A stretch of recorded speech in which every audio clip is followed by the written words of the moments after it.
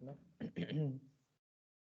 Last time हम लोगों ने जो है वो एफएसएम किया था और एफएसएम की हमने डिफरेंट एग्जांपल देखी थी, डिबाउंसिंग स्विच और डिबाउंसिंग स्विच बेसिकली। लास्ट लेक्चर देख लूँ खत्म हुआ था नहीं हमारा।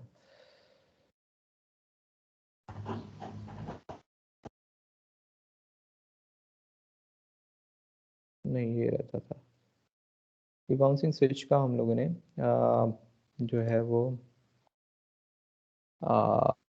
स्टेट्स ये करना था, इसका कोडिंग करनी थी सारी हमने, तो इसी को देख लेते हैं।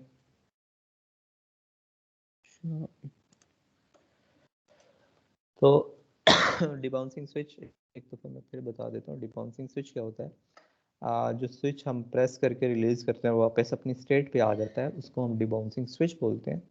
उस डिबाउंसिंग स्विच में एक फॉल्ट है, वो ये है कि जब हम प्रेस करते हैं तो मैनी टाइम्स जो है अपनी 0101 की पोजीशन में रहता है और अल्टीमेटली 20 मिली सेकेंड के बाद जो है वो स्टेबल हो जाते हैं। ठीक है, इसी तरह जब हम ऑफ से ऑन से ऑफ करते हैं तब भी वो डिबाउंस करता रहता है 01 स्टेट के दरमियान, और 20 मिली सेकेंड के लिए जो है वो के बाद जो है वो अपना रिजल्ट जो है वो स्टेबल होता है। ठीक है, तो 20 मिली सेकेंड तक हमें जो है एक फॉल्स वैल्यू मिलती रहती है जो कि ग्लिच है हमारे पास। तो इसको हमने कहा जी दो तरीकों से, हम दो स्कीम्स हैं इसको ख़त्म करने के लिए। एक स्कीम ये है कि हम लोग जैसे ही जब तक हमें 20 मिली सेकेंड के लिए वन ना मिले तब तक हम उस आउटपुट को चेंज ना करें। ठीक है, जैसे कि यहाँ पे मिला या थोड़ी देर के लिए वन मिला फिर जीरो हो गया। ठीक है, तो इसको चेंज नहीं करेगा। यहाँ पे भी वन मिला थोड़ी देर के लिए फिर जीरो हो गया, यहाँ पे भी वन मिला फिर जीरो हो गया, और यहाँ पे वन मिला और यहाँ के बाद उसने 20 मिली सेकेंड तक इसको देखा कि 20 मिली सेकेंड तक अगर वन आ रहा है तो फिर जो आपकी आउटपुट है उसको भी वन कर देगा। ठीक है, इसी तरह ऑफ में भी सेम 20 मिली सेकेंड तक जब तक उसको ऑफ नहीं मिलता, एक स्टेबल आउटपुट नहीं मिलती, तब तक वो उसको अपनी पुरानी स्टेट पे ही रखता है। और दूसरा तरीका ये है कि जैसे ही हमारे पास कोई आउटपुट आए, इनपुट पे चेंज आए, हम आउटपुट को फ़ौरन चेंज करते हैं और 20 मिली सेकेंड तक हम फिर इस इनपुट को ना देखें। ठीक है, तो वन किया फिर 20 मिली सेकेंड तक हमने नहीं देखा, यही स्टेट रखी। 20 मिली सेकेंड के बाद अगर जीरो हो गया तो उसको जीरो कर देगा, नहीं हुआ तो वन ही रखेगा उसका। ठीक है, तो इन दोनों स्टेट्स का मैंने कहा था जी अपना अपना नुकसान है। इसका नुकसान ये है कि लेट हमें काफ़ी लेट जाके आउटपुट पे रिजल्ट मिलता है, इसमें फ़ौरन मिल जाता है। ठीक है, लेकिन पहले वाले का जो फ़ायदा ये है कि स्टेबल आउटपुट देगा, यानी कि कोई भी फॉल्स वैल्यू या लाइटनिंग की वजह से आपकी जो है अगर वन हो जाता है कहीं तो ये इस आउटपुट को वन नहीं देगा। ठीक है, इस केस में वन कर देगा। ठीक है, यानी कि 20 मिली सेकेंड तक हमें एक फॉल्स वैल्यू मिलती रहेगी। तो इसमें से हम सिर्फ और सिर्फ ये स्कीम वन जो है ये करेंगे, और उसमें भी हम 20 मिली सेकेंड की जगह 30 मिली सेकेंड का डिले डाल देंगे ताकि एक कुछ ज़्यादा ही रहे हमारे पास। ठीक है, तो उसके लिए लास्ट टाइम ये मैंने थोड़ा सा समझाया था कि हमारे पास एक जीरो स्टेट है और एक वन स्टेट है, ये दो मेन स्टेट्स हैं हमारे पास। ठीक है, और बाकी क्या है, बाकी हैं वेट स्टेट्स। ठीक है, यानी कि हम वेट करते रहेंगे जब तक कि हमारे पास जो है वो चीज़ स्टेबल नहीं है। ठीक है, अब ये हर वेट जो है ये 10 मिली सेकेंड का हमारे पास है। ठीक है, तो 10 10 10 हमारे पास 30 मिली सेकेंड ज़ीरो से वन पे जाने के लिए लगेंगे। ठीक है, और ज़ीरो से अगली स्टेट पे जाने का जो कंडीशन है वो ये है स्विच। स्विच की वैल्यू अगर वन होगी, जिसकी बेस पे हम बेसिकली सारा कुछ कर रहे हैं, स्विच की वैल्यू वन होगी तो ये ज़ीरो से वन स्टेट में आएगा। उसके बाद एक काउंटर लगा होगा एम टिक के नाम से। ठीक है, हम कहते हैं जी काउंटर जो है वो 10 मिली सेकेंड के बाद जो है ये अपना टिक को वन कर देता है। ठीक है, तो टिक जो है वो जब तक जीरो रहेगी और स्विच की वैल्यू वन रहेगी तब तक ये इसी वेट स्टेट में ही रहेगा। जैसे ही 10 मिली सेकेंड पूरे हुए, वो टिक की वैल्यू आ जाएगी वन और स्विच की वैल्यू ऑलरेडी वन थी तो वो वन आ गया। और इस दौरान अगर स्विच की वैल्यू जीरो हो जाती तो ये वापस चला जाएगा। ठीक है, यानी कि ये वाली कंडीशन आ जाती है अगर कि स्विच की वैल्यू थोड़ी देर के लिए वन हुई और फिर जीरो हो गई, तो ये वापस जीरो स्टेट पे चला जाएगा। ठीक है, स्विच की वैल्यू 1 हुई, कुछ देर गई और फिर जीरो हो गई। ठीक है, तो वो 10 मिली सेकेंड से भी कम रही। उसके बाद फिर फिर ये आगे चला गया, आगे फिर जाके टिक की वैल्यू जीरो हो जाएगी। टिक की वैल्यू जो है एम टिक जो है कुछ देर के लिए ही एक क्लॉक साइकिल के लिए 1 रहती है, उसके बाद फिर जीरो हो जाती है। ठीक है, उस दौरान ये यहाँ पे आ गया, फिर जीरो हो गई। फिर स्विच की वैल्यू और एम टिक की वैल्यू को चेक करना, सेम उसी तरह जिस तरह ये वाला था। तो ये तब तक वहीं पे रहेगा जब तक ये वैल्यू जीरो है। जैसे ये वैल्यू 1 हुई, ये आगे चला जाएगा। आगे जाके फिर वो वेट की स्टेट पे लगाना है, और अल्टीमेटली 30 जब ये तीनों वेट पूरे हो जाएंगे तो ये अपनी स्टेट जो है वो 1 चला जाएगा। और 1 स्टेट पे आउटपुट जो डीबी हमारे का नाम से डिबाउंसिंग, उसकी आउटपुट जो है हमने 1 कर दी है। ठीक है, इधर आउटपुट नहीं लिखी, इसका मतलब आउटपुट 0। और ये आउटपुट कब तक 1 रहेगी, जब तक स्विच की वैल्यू दोबारा 0 नहीं हो जाती। ठीक है, 1 है तो ये यहीं पे रहेगा, 0 होगी तो ये फिर से वही वेट, जिस तरह यहाँ पे वेट था इसी तरह वो यहाँ पे भी वेट है। लेकिन यहाँ पे वेट जो है स्विच की वैल्यू 0 1 पे और एम टिक की वैल्यू 0 पे ये अपनी स्टेट पे रह रहा था। तो स्विच की वैल्यू 1 और एम टिक की वैल्यू 1 पे ये आगे जा रहा था। यहाँ पे स्विच की वैल्यू 0 पे आगे जाना है। ठीक है, 0 और एम टेक पे यहीं पे रहेगा, और 0 स्विच की वैल्यू 0 और एम टेक 1 की वैल्यू पे ये आगे शिफ्ट कर जाएगा। इस तरह फिर ये इधर रुका रहेगा जब तक एम टेक की वैल्यू 1 नहीं होती। एम टेक की वैल्यू जैसे ही 1 हुई, स्विच की वैल्यू 0 ही है, यहाँ पे आ जाएगा और दोबारा यहाँ से वापस 0 स्टेट पे चला जाएगा। यानी कि ये 30 मिली सेकेंड का वेट है और ये भी 30 मिली सेकेंड का वेट है। ये है जब हम 1 से 0 की तरफ आ रहे हैं वेट लगेंगे, ये है जब 0 से 1 की तरफ आ रहे हैं तब वेट लगेंगे। इसलिए इसका नाम वेट 1 रखा हुआ है, यानी कि 1 के लिए वेट कर रहे हैं, वेट 1 वेट 1। और इनका नाम वेट 0 रखा है, यानी कि 0 के लिए हम वेट कर रहे हैं। ठीक है, इस इनके दौरान कभी भी स्विच की वैल्यू अगर 1 आ जाती है तो ये वापस 1 स्टेट पे चला जाएगा। देखिए 1 स्टेट पे जा रहा है। और इसमें स्विच की वैल्यू अगर 0 आ जाती है तो ये 1 0 स्टेट पे वापस चला जाएगा। ठीक, तो हम लोगों ने इसकी अब कोडिंग करनी है। तो कोडिंग करने के लिए सबसे पहले जो चीज़ है वो इनपुट आउटपुट इस मॉड्यूल का लिखा जाता है। इस मॉड्यूल का जो नाम है वो ये DBFSM लिख दिया इसने। ठीक है, अपने मर्जी का कोई भी नाम दे सकते हैं। क्लॉक रखा और रीसेट रखा। ठीक है, क्लॉक और रीसेट तो सिक्वेंशियल सर्किट्स में लाजमी होता है। और इनपुट क्या है, स्विच है, और आउटपुट क्या है, DB आउट। तो हमारे पास एक इनपुट है और एक आउटपुट है, बाकी क्लॉक और रीसेट तो हमारे सर्किट की होती है। ठीक है, और फिर हमने क्या देखना है, हमने लोकल पैरामीटर्स जो स्टेट्स हैं उनको डिफाइन करना। अब यहाँ पे कितनी स्टेट्स हैं, 1 2 3 4 इसके लिए, 4 इसके लिए, टोटल मिला के 8 स्टेट्स होगी हमारे पास।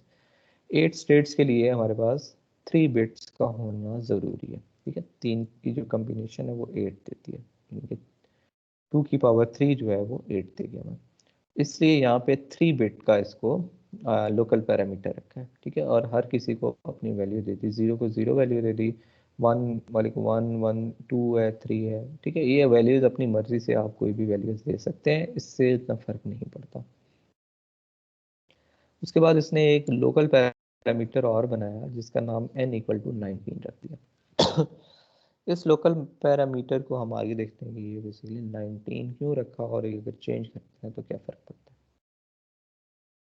उसके बाद इसने यही n जो है वो क्यूरेज को दिया और क्यू नेक्स्ट को दिया, और एम टिक जो है वो 1 बिट का है मतलब। ठीक है, यानी कि क्यूरेज और क्यू नेक्स्ट जो है 19 बिट के हैं हमारे पास। और स्टेट रेज स्टेट नेक्स्ट जो है ये 3 बिट की हैं, जितने ये होते हैं। ठीक है, स्टेट्स होती हैं हमारे पास। अच्छा, अभी क्यू नेक्स्ट और क्यू रेज का अगली स्लाइड में देखते हैं कि इसका क्या रोल है। ठीक है, यहाँ पे ये कह रहा है counter to generate 10 millisecond tick. ठीक है, तो ये एक काउंटर बनाएगा जो कि 10 मिली सेकेंड के बाद एक टिक 1 कर देगा। ये टिक है, इसको 1 कर देगा। तो इसने कहा G at positive edge of the clock. ठीक है, पे ये क्यू नेक्स्ट की वैल्यू क्यू रेज में डाल देगा, और क्यू नेक्स्ट जो है वो प्लस क्यू रेज जो है वो हमेशा +1 करके क्यू नेक्स्ट में डाल देगा। ठीक है, इनिशियली क्यू रेज की वैल्यू क्या होगी, 0 होगी, 0 में +1 करके क्यू नेक्स्ट पे डाल देगा, और positive edge of the clock पे ये क्यू नेक्स्ट क्यू रेज में चला जाएगा। ठीक है, तो हम क्या कर रहे हैं कि ये कम्बिनेशनल लॉजिक है ये वाली, और ये सिक्वेंशियल लॉजिक के थ्रू हम अपनी क्लॉक को काउंट कर रहे हैं कि क्लॉक के पॉजिटिव एज कब कब आ रहा है। तो पॉजिटिव एज जो है, जैसे ही हमारे पास क्यू एज की वैल्यू 0 होगी, हमने एम टिक की वैल्यू 1 कर देनी है। ठीक है, यानी कि जो क्यू एज है ये अपनी मैक्सिमम वैल्यू तक पहुंच चुका होगा। और मैक्सिमम वैल्यू कब आएगी, ये हमने क्यू एज के जो बिट्स हैं वो रखी हुए हैं, वो है 19। यानी कि हम अगर इसको मैं लिखूं तो ये बनेगा 2 की पावर 19। ठीक है, जो भी वैल्यू होती है उतनी वैल्यू, यानी कि उतनी क्लॉक साइकिल पॉजिटिव एज पे ये क्यू एज की वैल्यू दोबारा 0 कर देगा। ठीक है, यानी कि 2 की पावर 19 टाइम्स अब क्लॉक जो है अपनी पॉजिटिव एज देगा, उसके बाद ये अपनी वैल्यू 0 कर देगा। ठीक है, यानी कि मैक्सिमम वैल्यू पहुंच के दोबारा 0 हो जाती है, 0 कर देगा। ठीक है, और जब ये 0 ही क्यू एज तो हमने एम टिक को जो है वो 1 कर देना, अदरवाइज एम टिक जो है वो 0 रहेगा। ठीक है, तो एम टिक यहाँ पे क्या करेगा, 0 रहेगा। जैसे ही वो अपनी काउंटिंग पूरी कर चुका होगा क्लॉक की, ठीक है, ये बेसिकली क्लॉक को काउंट कर रहे हैं, क्लॉक कितनी दफ़ा पॉजिटिव एज आ चुका है क्लॉक का। तो फिर क्या करेगा, ये 1 कर देगा और आगे चला जाएगा। फिर से ये एम टिक जो है, ये सॉरी क्यू एज है, इसमें एक +1 जा चुका होगा, और दोबारा से ये अपने 2 की पावर 19 टाइम्स चलेगा। ठीक है, ये बेसिकली एम टिक के लिए ये कोड लिखा हुआ है ये वाला। उसके बाद आ जाते हैं जी हमारे पास ऑलवेज एट पॉजिटिव, ये स्टेट रेज को कंट्रोल करने के लिए। ठीक है, positive edge of the clock, positive edge reset पे, अगर रीसेट होगा तो 0 स्टेट पे चला जाएगा। ठीक है, ये वाली स्टेट। और अगर 0 रीसेट नहीं है तो ये स्टेट नेक्स्ट जो भी होगी वो स्टेट रेज में चली जाएगी। अब ये स्टेट नेक्स्ट हमने डिसाइड करना है कि क्या होनी चाहिए, कि कब कब चेंज होगी। मतलब उसके लिए हमने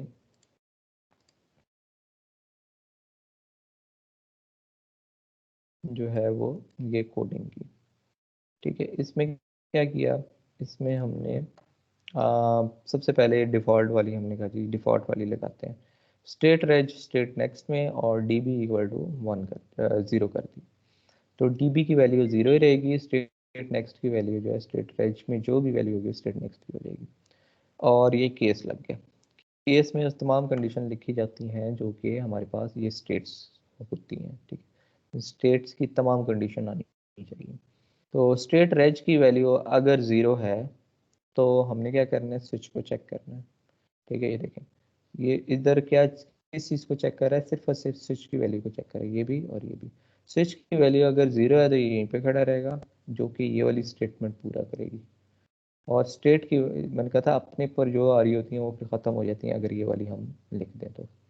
और अगर स्विच की वैल्यू 1 है तो ये वेट 1 पे चला जाएगा। तो ये देखें, 0 स्टेट में स्विच की वैल्यू अगर 1 है तो ये वेट 1 में चला जाएगा। इस तरह अगर वेट 1 में है तो हमने स्विच की वैल्यू को चेक करना है।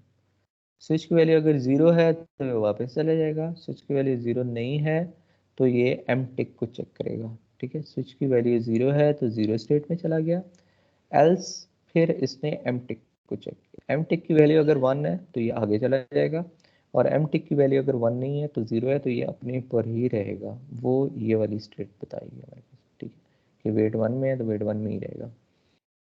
ठीक है, इसी तरह वेट 1 2 में चला गया तो फिर स्विच की वैल्यू को चेक करना, अगर 0 होगी तो वापस चला जाएगा 0 पे, लेकिन 0 होगी तो वापस 0 पे, एल्स फिर एम टिक को चेक करना है और वेट 1 3 पे चला जाना है। ठीक है, तो वेट 1 3 पे चला जाना है अगर एम टिक की वैल्यू भी 1 होगी तो। और वेट 1 3 पे आके इसने चेक करना है, स्विच की वैल्यू अगर 1 है 0 है तो ये वापस 0 स्टेट पे चला जाए, एल्स जो है एम टिक को चेक करता हुआ ये 1 स्टेट पे चला जाएगा, एम टिक को करता हुआ ये 1 स्टेट पे चला जाएगा। ठीक है, उसके बाद हमने देखना है वन वन अच्छा, यहाँ पे else M tick this and this, इसी चीज़ को दोबारा लिखा हो। ये जो लास्ट स्टेटमेंट है ये वाली है, इसको दोबारा यहाँ पे लिखा हो। उसके बाद आ जाता है जी 1। अगर 1 स्टेट में है तो अब स्विच की वैल्यू 0 को चेक करना है हमने, ठीक है। लेकिन यहाँ पे देखें कि स्टेट में आते ही डीबी की वैल्यू को क्या करना है, 1 करना है। तो इसलिए 1 स्टेट में आया, डीबी की वैल्यू इसने 1 कर दी और फिर स्विच की वैल्यू को चेक किया, ठीक है। तो क्योंकि ये मूर आउटपुट है, मूर आउटपुट सिर्फ और सिर्फ स्टेट पे डिपेंड करती है, तो स्टेट ये रही तो इस पे डिपेंड करेगी हमारे। अच्छा, उसके बाद हमारे पास इफ स्विच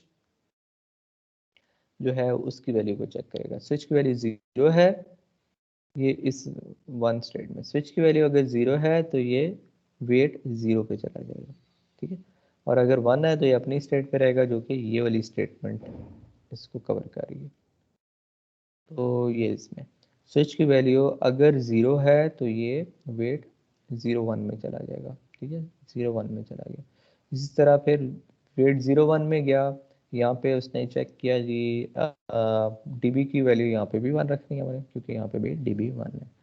और फिर स्विच की वैल्यू चेक की, अगर 1 है तो ये वापस चला जाएगा, अगर 0 है तो ये एम टिक की वैल्यू को चेक करेगा, और एम टिक की वैल्यू अगर 1 है तो ये वेट 0 2 में चला जाएगा, 1 नहीं है तो ये अपनी स्टेट पे ही रहेगा, ठीक है। इसी तरह वेट 0 2 है, सेम उसी तरह कोड है। अब मैं रिपीट नहीं करवा रहा क्योंकि वही चीज़ रिपीट होती है बार बार, ठीक है। तो वेट 0 2 में फिर टीबी को 1 किया, स्विच को चेक किया, एम टिक को चेक किया, फिर 0 3 में फिर डीबी की वैल्यू 1 की, स्टेट 0 को चेक किया और एमटिक को चेक किया, ठीक है। और डिफ़ॉल्ट वैल्यू क्या लगाई हुई है उसने सबसे नीचे, कि स्टेट नेक्स्ट की वैल्यू अगर 0 हो जाती है तो वो 0 स्टेट पे चला जाएगा, सॉरी स्टेट नेक्स्ट की वैल्यू 0 स्टेट हो जाएगी अगर इन तमाम कंडीशन के अलावा कोई और कंडीशन आई तो। अच्छा, उसके बाद हमारे पास ये केस एंड हो जाता है और यहाँ पे मॉड्यूल ख़त्म हो जाता है। तो ये हमारे पास जो है वो इसकी जो है वो डिबग स्विच का जो है वो डिबाउंसिंग स्विच का तमाम कोड है। तो किसी को इसमें कोई क्वेश्चन हो तो वो पूछ ले अभी।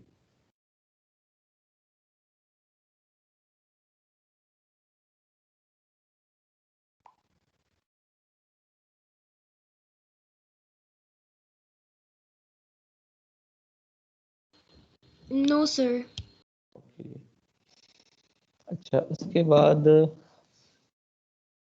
ये हो गया हमारे पास, ठीक है। तो हम नेक्स्ट स्लाइड पे चलते हैं। नेक्स्ट स्लाइड पे चलते हैं। एलईडी बाउंसिंग स्विच जो है आसान, देखें ये जो ये स्टेट डायग्राम होती है ना, ये बड़ी कंफ्यूजिंग सी लगती है कि बहुत मुश्किल है, पता नहीं क्या यहाँ से यार उधर जा रहा है, इधर से उधर जा रहा है। लेकिन जब हम हर स्टेट पे देखते हैं, उस चीज़ को ऑब्जर्व करते हैं, तो ये इतनी कोई मुश्किल चीज़ नहीं होती, ठीक है। कोडिंग में देखें 2 लाइनों में वो काम हो जाता है हमारे पास। तो उसके बाद इसको स्टेट डायग्राम को या कोड को देख के कभी भी कंफ्यूज नहीं होना, ये इतनी कोई बड़ी चीज़ नहीं होती। अगर स्टेप बाय स्टेप हम करें तो वो चीज़ आसानी से हो जाती है हमारे पास। अच्छा, अब नेक्स्ट स्लाइड सेट अगर हम देखें तो नेक्स्ट स्लाइड सेट हमारे पास है FPGA बेस्ड सिस्टम डिज़ाइन में हमारे पास आ जाता है स्टेट फाइन FSMD, ठीक है। इसको बोलते हैं finite state machine with data path. अभी तक जो हम करते आ रहे थे वो फाइनाइट स्टेट मशीन से करते आ रहे थे। अब हमने क्या करना है, उसके साथ डाटा पाथ को भी इंक्लूड करना है कि डाटा में क्या क्या चीज़ें आनी चाहिए, ठीक है। अभी तक हम लोग ये देख रहे थे कि एक स्टेट से दूसरी स्टेट में जा रहे हैं और किसी न किसी कंडीशन पे बेस कर रहा है। लेकिन आप ये भी देखना है कि उस स्टेट में है तो अगर कोई रजिस्टर में वैल्यू ट्रांसफ़र हो रही है, ठीक है। R1 में कोई चीज़ मैं अपडेट करता हूँ या R1 की वैल्यू कोई नई वैल्यू लेके आता हूँ, या R2 प्लस R1 जो है वो वापस R1 में स्टोर करता हूँ, तो मुझे रजिस्टर की वैल्यूज़ भी साथ बतानी होंगी, क्योंकि हम लोग जो है वो मशीन तो बना रहे होते हैं लेकिन साथ साथ डाटा को भी हैंडल कर रहे होते हैं। तो इसमें आपको जो है वो डाटा पाथ का भी पता चल जाएगा कि डाटा में असल में क्या क्या चेंजेस आ रही है हमारे पास, ठीक है। जो कंट्रोल पार्ट है वो तो हमारे पास चेंज हो रहा है कि यहाँ से इधर जा रहा है, इधर से इधर जा रहा है, इस स्टेट से इस स्टेट में जा रहा है, लेकिन डाटा क्या क्या चेंज हो रहा है, किस रजिस्टर की वैल्यू अपडेट हो रही है, किसकी नहीं हो रही, वो भी साथ पता होना चाहिए आपको। इसलिए FSMD जो है वो होता है। ठीक है, तो इंट्रोडक्शन में ये यही बताएगा कि FSM, ये जो डी है, ये FSM combined with regular sequential circuit, जो आपका रेगुलर सिक्वेंशियल सर्किट होता है उसके साथ FSM को कंबाइन कर दिया तो FSMD बन जाता है। FSM का काम है कि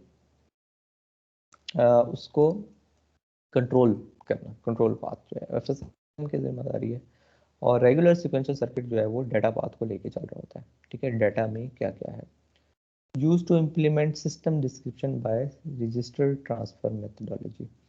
तो इसमें क्या होता है, इसमें हमारे पास RTL लेवल पे हम सारा काम कर रहे हैं। ठीक है, जो कि हम पीछे कर रहे थे कि रजिस्टर में वैल्यू किस तरह ट्रांसफर हो रही है, गेट लेवल नहीं हो सकता इसमें। ठीक है, सिक्वेंशियल सर्किट आ गए हैं तो गेट लेवल वैसे भी नहीं होगा हमारे। तो data manipulate and transfer among collection of register, तो हमारे पास बहुत सारे रजिस्टर्स में डाटा जो है वो ट्रांसफ़र होगा इधर एक से दूसरे रजिस्टर में, उसको हम लोगों ने अच्छा, ये अब सिंगल RTL ऑपरेशन जो है वो इसने यहाँ पे लिख दिया है। किस तरह है जी, इसको मैं समझाता हूँ। Data manipulation and transfer to the register कैसे होता है, ये उसका एक जेनेरिक सिंबल लिखा हुआ है। इसमें RD जो है डेस्टिनेशन रजिस्टर है जिधर वैल्यू स्टोर होगी, और ये RSC SR SRC1 SRC2 ये सोर्स रजिस्टर है हमारे पास। ठीक है, n number of source register हो सकते हैं।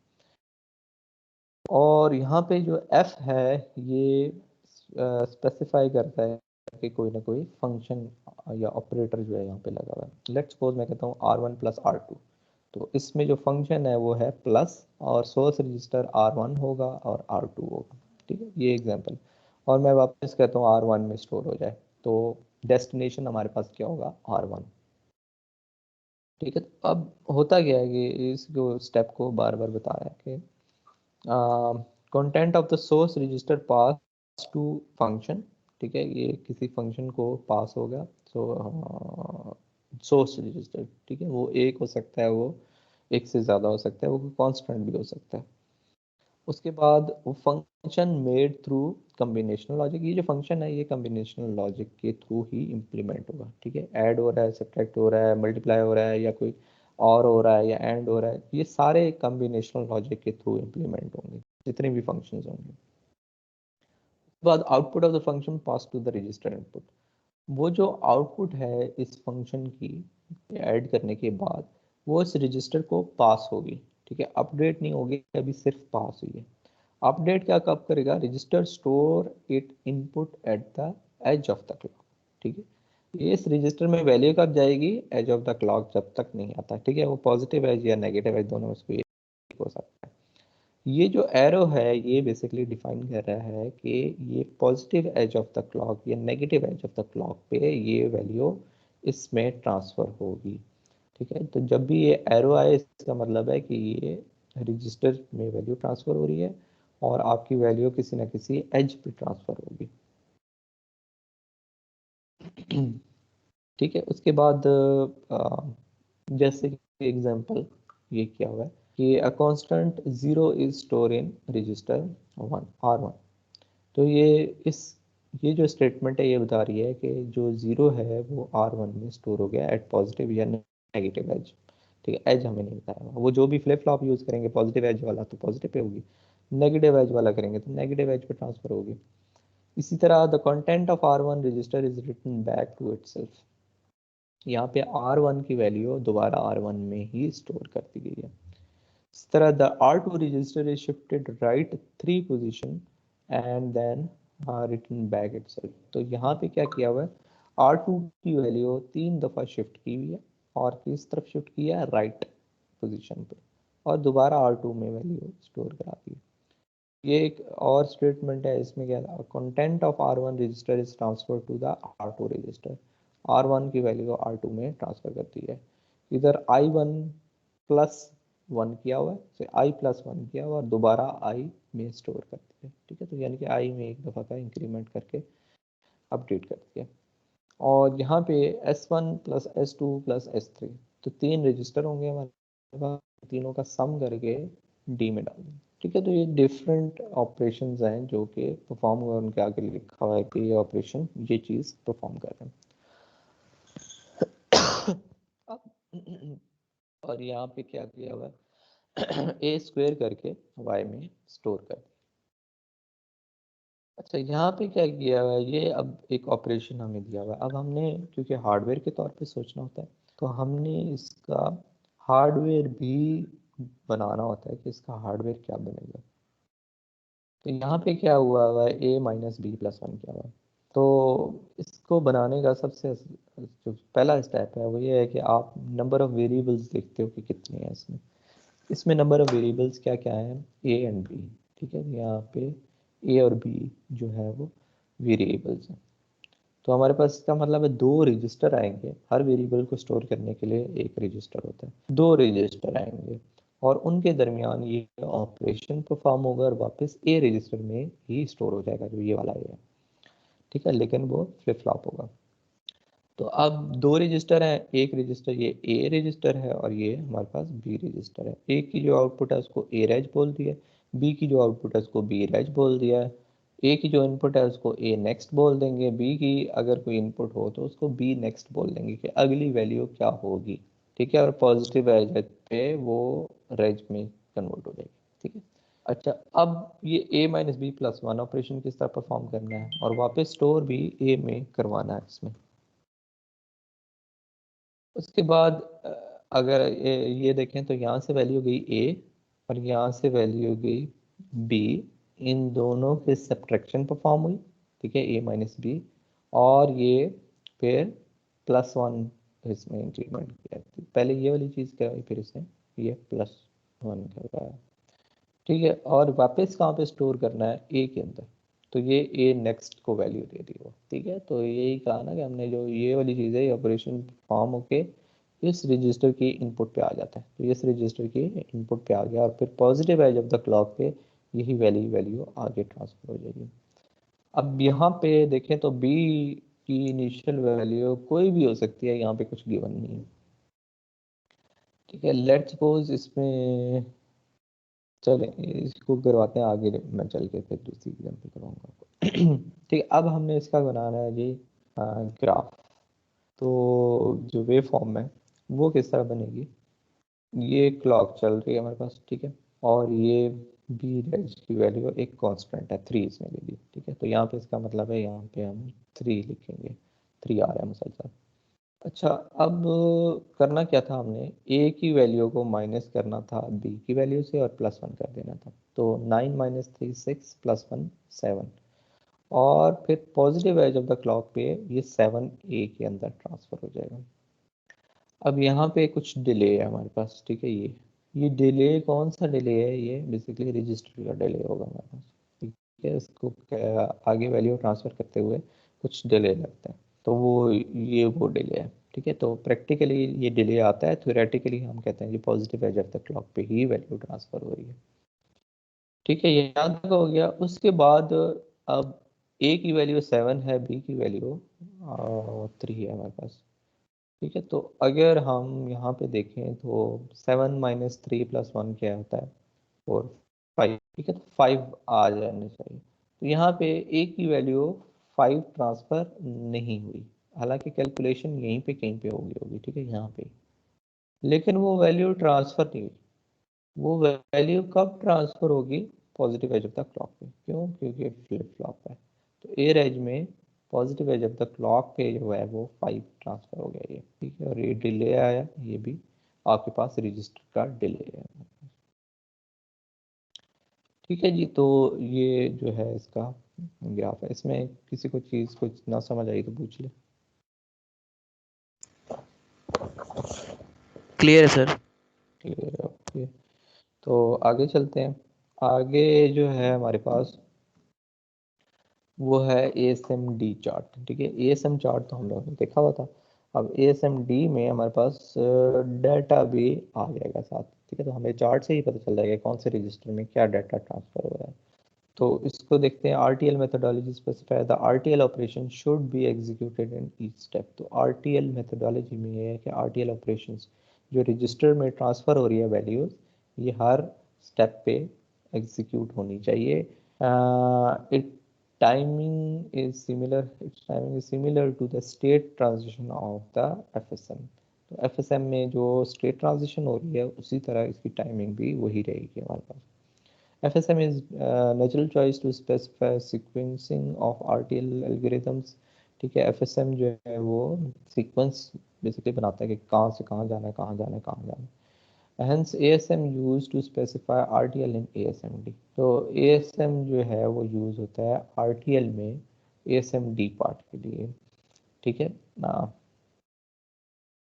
तो जो हमारे पास ट्रांसफ़र होगी एक से दूसरा वो ASM है, और जो RTL है वो D भी आ गया साथ इसके। तो ASMD इसको टोटल मिला के हम लोग बोलते हैं। अब ये कैसे बनेगा और ये सारी है क्या चीज़, ये अभी मैं एक्सप्लेन करता हूँ। ये है इसका ASMD चार्ट। ठीक है, ASMD चार्ट में आपके पास कोई कंडीशन बॉक्स नहीं है, डायरेक्टली वो एक से दूसरे में ट्रांसफ़र हो रहा है। इसकी जो डायग्राम है ये देखते हैं हम सबसे पहले कि किस तरह बनती है। तो इसमें देखें तो आपके पास दो वेरिएबल्स टोटल आ रहे हैं हमारे पास। एक R1 है, ठीक है, यहाँ पे है, यहाँ पे है, ये इधर है, इधर है, इधर है, इधर है, इधर है। और दूसरा हमारे पास R2 है। ठीक है, तो दो वेरिएबल्स हैं, इसका मतलब है दो फ्लिप फ्लॉप लगेंगे। ठीक है, एक फ्लिप फ्लॉप रजिस्टर 1 R1 के लिए, एक R2 के लिए, दो ये लग गए। अच्छा, उसके बाद ये डिफरेंट स्टेट्स हैं हमारे पास, S0, S1, S2, S3। इन स्टेट के लिए फॉर हमारे पास क्या लगता है कि मक्स। ठीक है, जो कि स्टेट रेज को पे चल रहा होगा और इस चीज़ को कंट्रोल कर रहा होगा। ठीक है, इसका मतलब है ये S0 स्टेट है, ये S1 है, ये S2 है और ये S3 है। तो जितने नंबर ऑफ स्टेट्स होंगी उतनी नंबर ऑफ इनपुट्स यहाँ पे होनी चाहिए कम अज़ कम। तो ये स्टेट को कंट्रोल करेगा ये जो मक्स है। ठीक है, कि कौन सी स्टेट में है और कौन सी आउटपुट आनी चाहिए। उसके बाद हमारे पास हम इनको देखते हैं कि ये स्टेट्स में क्या क्या हो रहा है। तो ज़ीरो स्टेट पे, ये जो ज़ीरो स्टेट है इसमें क्या होना था, R1 की वैल्यू अपडेट होनी थी 8। तो इसलिए यहाँ पे कांस्टेंट 8 लिख दिया, जो कि R1 में अपडेट हो जाएगी पॉजिटिव एज तक क्लॉक पे। दूसरी क्या है, S1 में क्या होना है, R1 प्लस R2। तो ये S1, इस S1 में देखें तो ये R2 आ रहा है और ये R1 आ रहा है। ठीक है, तो ये R1 है, ये R2 है। इन दोनों को ऐड करना है। ठीक है, और वापस कहाँ पे स्टोर करवाना है, R1 में। ठीक है, इसलिए ये R1 के साथ ही कनेक्टेड है, R2 के साथ नहीं। उसके बाद हमारे पास जी R1 लेस देन 2, यानी कि R1 को 2 का शिफ्ट करना और लेफ्ट शिफ्ट करना और वापस R1 में स्टोर करवा देना। तो इस जगह पे देखें तो 2 का शिफ्ट है, किस में है, R1 में। R1 में 2 का शिफ्ट करेंगे और वापस R1 में ही स्टोर करवा देंगे। और थर्ड जो है, जो सॉरी लास्ट जो है फोर्थ, इसमें हमारे पास क्या होगा, R1 डायरेक्टली R1 में स्टोर हो जाएगा। तो ये R1 यहाँ पे डायरेक्टली R1 में ही जाएगा हमारे पास। ठीक है, तो यहाँ पे हमारे पास जो है वो ये कंप्लीट होता है। अब यहाँ पे दो क्वेश्चंस आते हैं। पहला क्वेश्चन ये कि R1 में वैल्यू स्टोर हो रही है, अगर R2 में वैल्यू स्टोर होगी तो नंबर वन, वो डायग्राम में क्या, इस डायग्राम में क्या चेंज आएगी और यहाँ पे क्या चेंज आएगी। ठीक है, तो सबसे पहले कर देते हैं, अगर डायग्राम इसमें इसमें क्या चेंज आएगी। ठीक है, यहाँ पे कहाँ पे मैं R2 की वैल्यू, लेट्स सपोज मैं कहता हूँ R2 इक्वल टू 4 हो जाता है और स्टेट S0 में, तो वो हम यहाँ पे लिखेंगे इस स्टेट के अंदर। ठीक है, कैसे लिखेंगे मैं बता देता हूँ। यहाँ पे हम लिखेंगे R2 और इसमें 4 कर देते हैं। ठीक है, और यहाँ पे मैं कर देता हूँ R2 इक्वल टू, या शिफ्ट करेगा। ठीक है, अब इस एरो का मतलब जो है वो ये होता है कि हमने positive edge of the clock पे वैल्यू ट्रांसफर करनी है, इसका मतलब ये रजिस्टर है। ठीक है, ये बात ध्यान में रखनी है आपको। अच्छा, R2 जो है वो R1 में कर देता हूँ। ठीक है, R1 की जो वैल्यू आएगी वो R2 को शिफ्ट कर दी जाएगी, और यहाँ पे R2 जो है उसमें R2+3 कर देते हैं। ठीक है जी। और उसके बाद यहाँ पे R2 में R2 ही कर देते हैं। ठीक है, तो हमारे पास ग्राफ में फ़र्क आया, ASMD चार्ट में फ़र्क आया, वो ये फ़र्क आएगा। और हमारे पास जो इधर फ़र्क आएगा वो क्या आएगा, कोई बता सकता है मुझे? कोई गेस करे कि क्या फ़र्क होना चाहिए यहाँ पे, क्या होना चाहिए?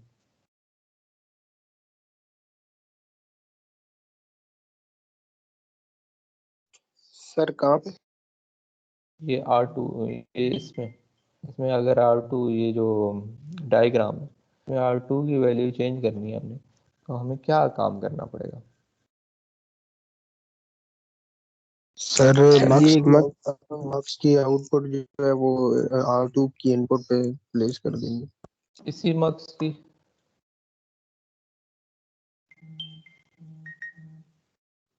सर एक नया मक्स लेंगे ना जिसकी वैल्यू 4 होगी सर। ठीक है, गुड।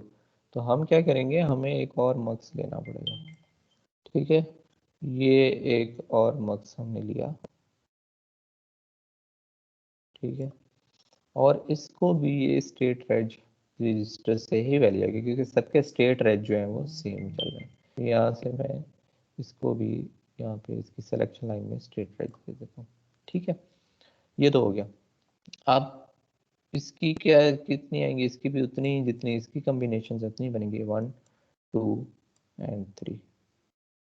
ठीक है जी, हमने कहा जी ये S0 पे है, तो R2 की वैल्यू क्या होनी चाहिए, 4। इसको सबसे पहले तो R2 के साथ कनेक्ट करते हैं। ठीक है जी, अब R2 के साथ कनेक्ट होगी। जब ये 0 स्टेट पे है तो R2 की वैल्यू क्या हो जानी चाहिए, 4। यहाँ पे हम कांस्टेंट देंगे 4। तो जैसे स्टेट 0 0 है तो ये R1 की वैल्यू भी 8 चली जाएगी R1 में, और R2 में जो वैल्यू जाएगी वो 4 यहाँ से होती हुई 4 अपडेट हो जाएगी। ठीक है, दूसरे केस में हमने क्या कहा था जी, R1 की वैल्यू +2 है और R2 की वैल्यू R1 है। तो अब हमने ये जो सेकंड है इसमें R1 लेके आए, तो ये देखें ये R1 यहाँ से इधर आ रहा है, मैं इसी को उठा के इसके साथ कनेक्ट कर दूँ। ठीक है, ये 1 पे कनेक्टेड है। ठीक है जी, तो ये हमारे पास हो गया R1। नेक्स्ट क्या करना है हमने, R2 R2+3 करना है। ठीक है, तो एक तरीका कहाँ से मैं घुमा के लाऊँ, यहाँ से डायरेक्ट यहाँ पे भी लेके आ सकते हैं। मैं इधर से ये जो R है, ये R2 आ रहा है, इसी को मैं यहाँ से इधर की, यहाँ पे हमें एक एडर लगाना पड़ेगा। ठीक है, और ये प्लस है इसके साथ एक, तो ये R2 हो गया, दूसरा हम यहाँ पे कांस्टेंट 3 लिख देते हैं। ठीक है, तो ये R2+3 हो गया, और वो वापस R2 में स्टोर हो जाएगा। और लास्ट वाले में क्या करना है, R2 ही को R2 करना है, तो ये R2 में यहाँ से लेके आऊँगा और इसी को दे देंगे। ठीक है, तो ये सारा सर्किट हमारे पास जो है वो इम्प्लीमेंट हो जाएगा इसी के थ्रू। ठीक है, किसी को इसमें कोई क्वेश्चन हो पूछ ले। ठीक है, तो अगर ये गिवन हो आपके पास डायग्राम, तो आप उससे ASMD चार्ट बना सकते हैं, और अगर आपके पास ASMD चार्ट गिवन है तो उससे ये डायग्राम इजीली बन जाएगी आपके पास। ठीक है, आपने खाली देखना है कि इसका इन चीज़ों को किस से कैसे रिप्रेजेंट किया जा सकता है। ठीक है, तो आप सबसे पहले इसमें देखोगे कितने register, different number of register हैं। जितने नंबर ऑफ रजिस्टर होंगे उतने नंबर ऑफ फ्लिप फ्लॉप लगेंगे आपके पास। ठीक है, दूसरी चीज़ स्टेट्स कितनी है, तो स्टेट इसकी है जी 4, तो आपके पास एक मक्स लगेगा 4 का, जिस और अगर इधर R2 जिस तरह अगर R3 भी लेफ्ट हैंड साइड पे आ जाता है तो हमें हर रजिस्टर के साथ जो R1 R2 और R3 है इनके साथ ये मक्स लाजमी लगाना पड़ेगा। ठीक है, ये मक्स स्टेट को बेसिकली कंट्रोल कर रहा है। ठीक है, इसलिए स्टेट रेज के साथ लगा हुआ है। और फिर आगे हम हर स्टेट पे जाके देखते हैं कि किसकी वैल्यू कैसे चेंज हो रही है। ठीक है, तो ये डिफरेंट स्टेप्स हैं जो कि आप लोगों ने फॉलो करके आसानी से किसी भी ASMD को का ये बना सकते हैं और किसी भी सर्किट डायग्राम की ASMD चार्ट बना सकते हैं। ठीक है जी, कंफ्यूजन किसी को कोई नहीं है? आगे चलें। उसके बाद आता है जी हमारे पास कंडीशनल आउटपुट ब्लॉक्स। इसी ASMD में अभी ये विदाउट कंडीशन चल रहे थे, हम लोग कोई कंडीशन नहीं लगी थी, हम लोग आगे चले जा रहे थे। अब हम देखते हैं कि हम अगर कोई कंडीशन आ जाए तो उसको कैसे बनाया जाता है, कैसे लिखा जाता है। ठीक है, तो उस केस में कंडीशनल आउटपुट है। ठीक है, किसी न किसी कंडीशन पे आउटपुट डिपेंड कर रही है कि क्या होनी चाहिए। तो ये यहाँ पे क्या है हमारे पास R1 में आर -1 करके दोबारा R1 में स्टोर कर दिया। तो ये जो है ये अनकंडीशनल है। ठीक है, कोई कंडीशन नहीं है, लेकिन इसके नीचे आके फिर यहाँ पे कंडीशन आ गई है A is greater than B। तो अगर ये ट्रू हो जाता है तो कुछ और R2 में स्टोर करना है, और अगर ये फॉल्स हो जाता है तो R2 में कोई और चीज़ सेव करनी है। ठीक है, यहाँ पे R2 प्लस A हो रहा है, यहाँ पे R2 प्लस B हो रहा है हमारे पास। तो ये जो है वो डिफरेंट चल रहा है हमारे पास। उसके बाद इसी के अगर डायग्राम बनाई जाए तो सबसे पहले स्टेप मैंने क्या बताया था कि क्या देखना है आपने?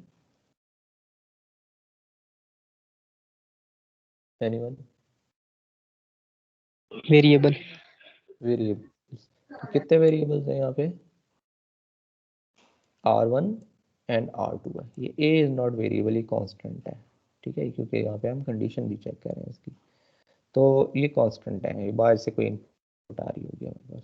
तो यहाँ पे दो वेरिएबल्स हैं R1 एंड R2। इसका मतलब क्या, दो वेरिएबल्स हो तो दो फ्लिप फ्लॉप लगेंगे। यहाँ पे हम दो फ्लिप फ्लॉप लगा देंगे। ठीक है, बाद ये एक फ्लिप फ्लॉप है आर रेज 1 का और ये रेज 2 का हो गया मेरे पास। अच्छा, उसके बाद क्या करना है? उसके बाद मैंने कहा था ये मक्स लगाना है हमने।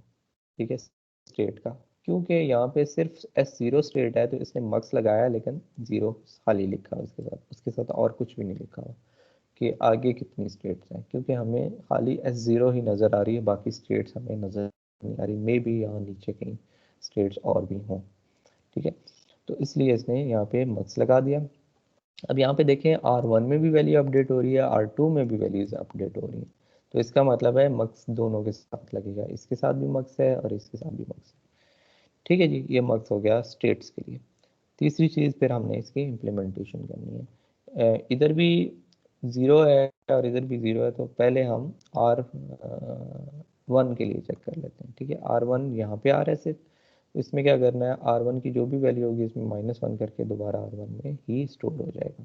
ठीक है, और जो R2 है इसके लिए देख लेते हैं 0 स्टेट पे क्या करेगा। तो 0 स्टेट पे हमने A और B को चेक करना है, तो इसलिए एक और मक्स लग गया यहाँ पे जो कि चेक करेगा A ग्रेटर देन B को यहाँ पे। तो A ग्रेटर देन B हो जाए तो यहाँ पे आंसर 1 आएगा, और A ग्रेटर देन B नहीं है तो आंसर क्या आएगा, 0 आएगा। यानी कि ट्रू होने पे, इस चीज़ के ट्रू होने पे 1 आएगा, LCF फॉल्स आएगा। तो जब 0 होगा यहाँ पे तो ये वाली चीज़ इधर आउटपुट हो जाएगी। तो 0 वाली हम चीज़ देख लेते हैं पहले, ये फॉल्स वाली।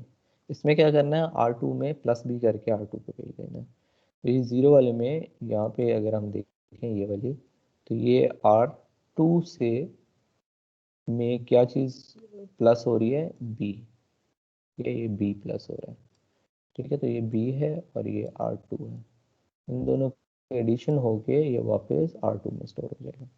और अगर यहाँ पे 1 है, ठीक है, ये चीज़ ट्रू होगी और यहाँ से इधर आ गया, तो R2 में ये R2 आ रहा है, इसमें A प्लस हो जाएगा। ठीक है, तो A प्लस होगा तो ये इसको आउटपुट पे भेज देगा। ठीक है। अब यहाँ पे देखें तो यहाँ पे डॉट डॉट डॉट लगाए हुए हैं, और यहाँ पे भी डॉट डॉट डॉट लगाए हुए हैं। इसका मतलब ये है कि आगे भी कोई स्टेट हो सकती है, हमें नहीं पता, इसलिए यहाँ पे डॉट डॉट डॉट लगाए। ठीक है, तो यहाँ पे भी डॉट डॉट डॉट हो सकते हैं। इस मक्स का तब तक हमें नहीं पता चलेगा ये कितने क्रॉस कितने क्या है, जब तक हमें पूरी स्टेट्स का पता नहीं होगा, क्योंकि अभी हम सिर्फ एक ही चीज़ पे फोकस कर रहे हैं, इसलिए इसने ऐसे बना दिया। ठीक है, तो अगर 4 स्टेट्स होती तो ये 4x1 का मक्स होता, 1 2 3 आ रही होती है, और हर स्टेट के लिए हमें ये डॉट डॉट की जगह उनके पूरे सर्किट डायग्राम बनानी पड़ती। ठीक है, हर स्टेट में जाके देखते कि किस तरह है। ठीक है, note all operations are done in parallel inside the SMD. तो इसमें हर जो ऑपरेशन हो रहा है वो पैरेलल में हो रहा है। अच्छा, यहाँ पे अब छोटी सी एक चीज़ है, ये मैं बताता चलूँ, फिर हम नेक्स्ट पे चलते हैं कि what if there is a register in the decision box. इस तरह का अगर रजिस्टर आ जाए डिसीजन बॉक्स में तो क्या होगा, value of the register is updated once coming out of the box. तो इसमें जो वैल्यू अपडेट होती है वो इस बॉक्स से बाहर, ये जो इससे बाहर आते हुए होगा।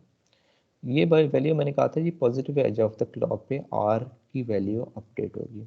ठीक है, लेट्स सपोज आर की वैल्यू 2 थी, या मैं कहूँ जी 1 थी, लेट ओके जी 1 कर, 1 माइनस 1 आके फौरन इसको चेक करेगा, positive edge of the clock अभी नहीं आया, तो आर की वैल्यू क्या होगी, अभी तक 1 ही होगी, क्योंकि अपडेट नहीं हुई, positive edge of the clock नहीं आया, तो ये चीज़ फॉल्स कर देगा। ठीक है, और फॉल्स वाली तरफ चले जाएगा, हालांकि इसको यहाँ पे कैलकुलेट करके फिर चेक करना चाहिए।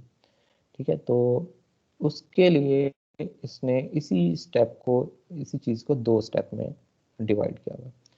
ठीक है, ये कहता है जी आर, ये वाला साइन आर माइनस 1 मीन्स ये आर रेज में एक -1 करके आर नेक्स्ट में डाल दें। ठीक है, ये इक्वल टू का साइन है यहाँ पे, और फिर आर नेक्स्ट की वैल्यू आर रेज में डाल दें positive edge of the clock. ठीक है, पहले हमने ये कैलकुलेट कर लिया, ये आर रेज बेसिकली ये आर है।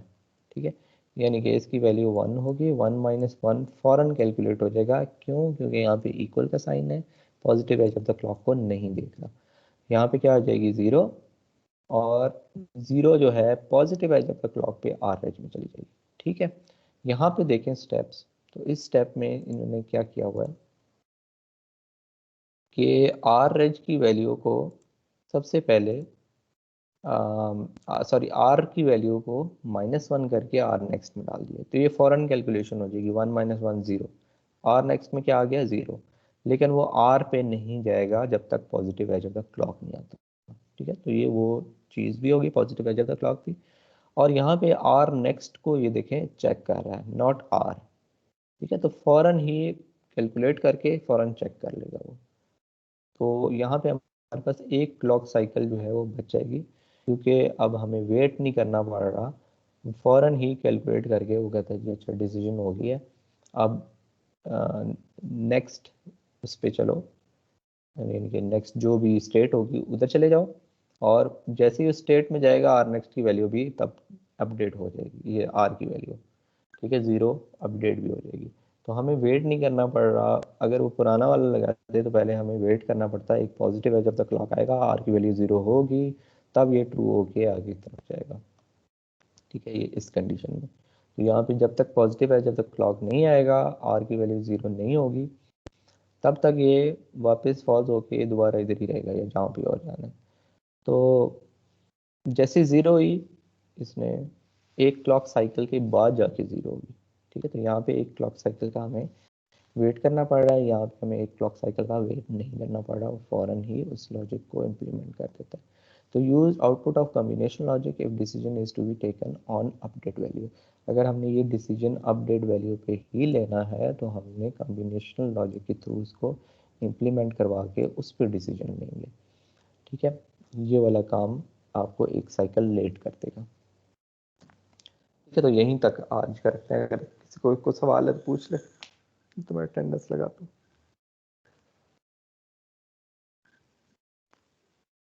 No sir. ओके।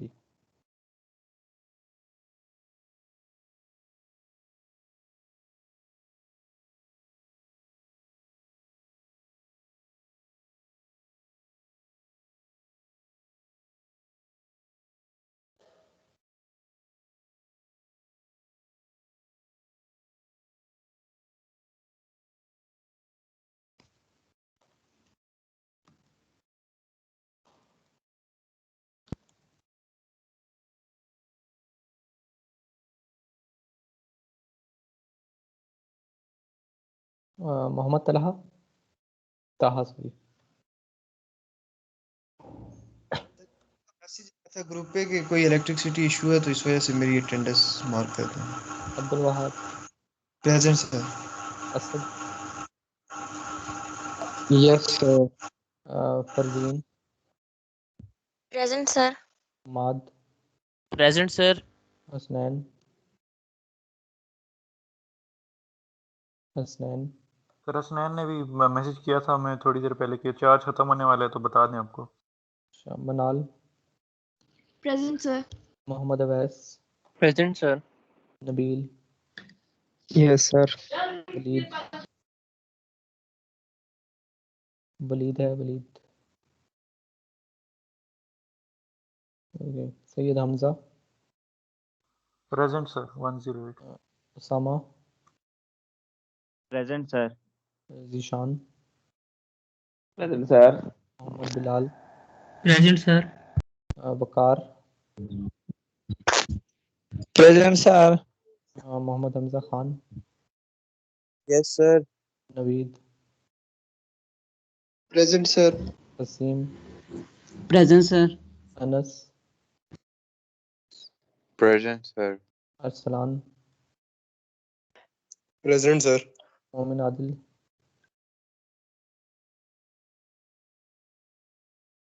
मोमिन आदिल, ये Hafiz Hamza, present sir. Ahmed Ali, present sir.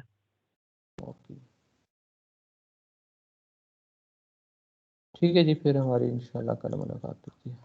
अल्लाह हाफिज़। ओके सर, अल्लाह हाफिज़।